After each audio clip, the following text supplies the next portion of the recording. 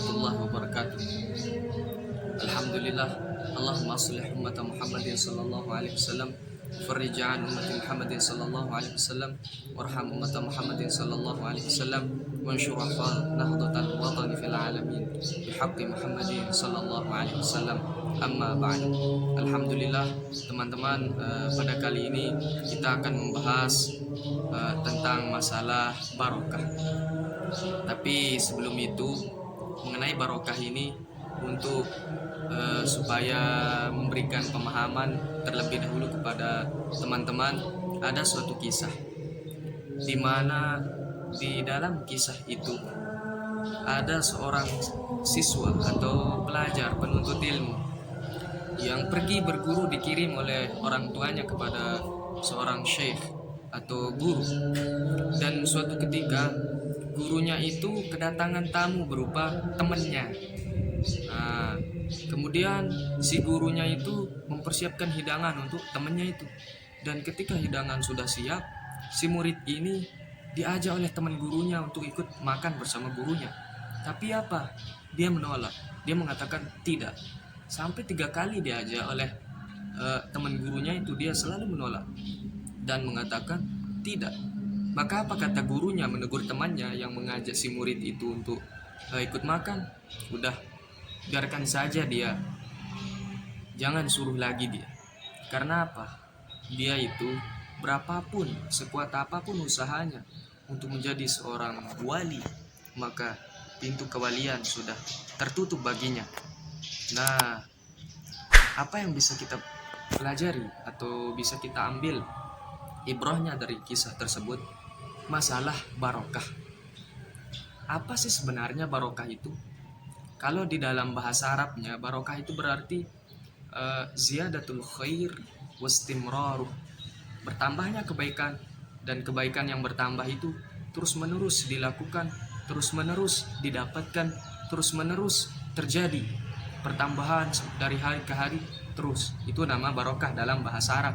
Tapi kalau saya artikan ya, menurut pengertian saya, bahwa yang dinamakan dengan berkah itu adalah sesuatu yang membuat kita sebagai pemilik berkah dipandang luar biasa oleh orang.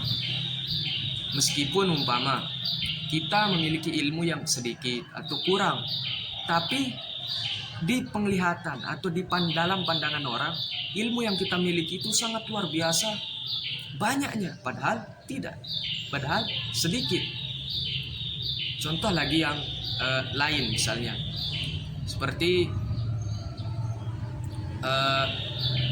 apa ya, misalnya ada anak ma'had misalnya ya. Anak ma'had ini meskipun dia mungkin di ma'had itu misal dia memiliki ilmu yang mungkin tidak cukup atau kurang begitu di antara teman-temannya yang ada di ma'had.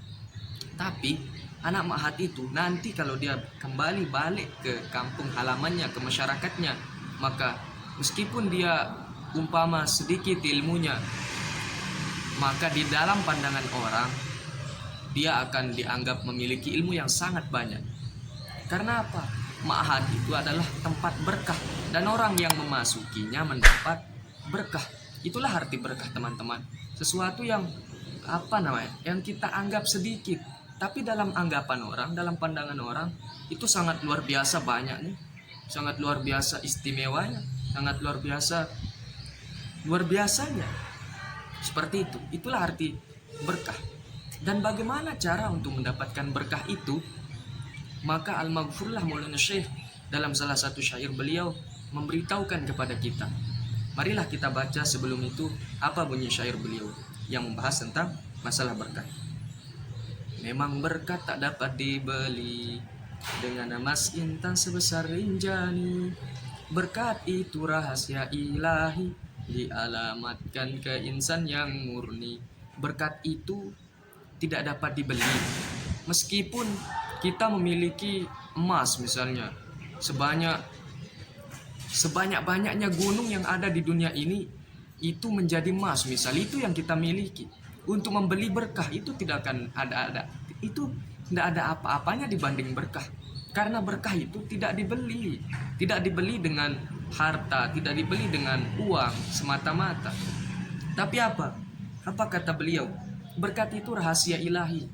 Itu rahasia Allah Subhanahu wa taala yang namanya berkah itu.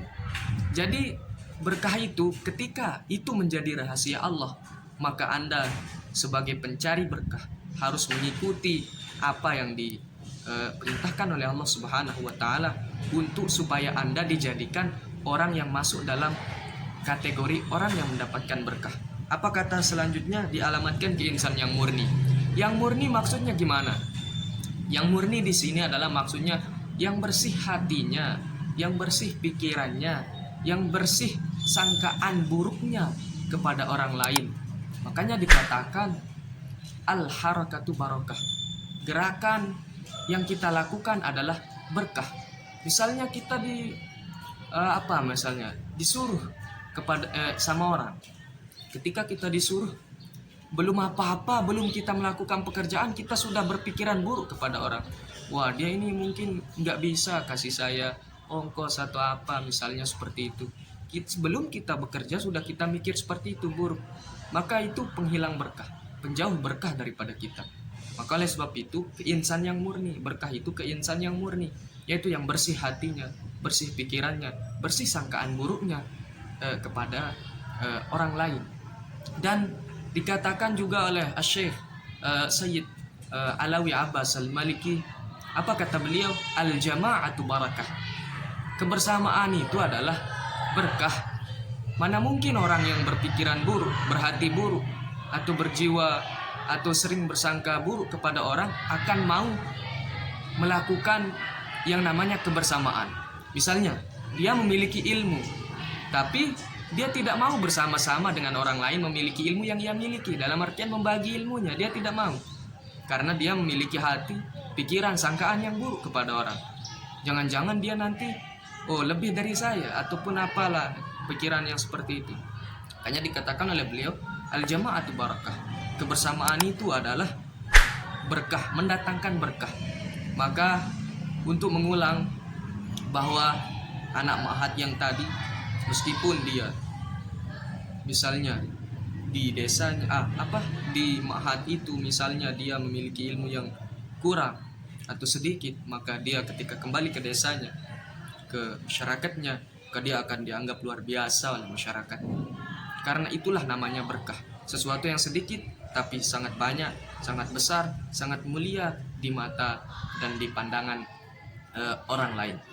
Dan ma'had ini ya, di sini sekarang kita ini berada di ma'had, dan di ma'had ini banyak sekali para alim ulama, para aulia-aulia yang datang ke sini.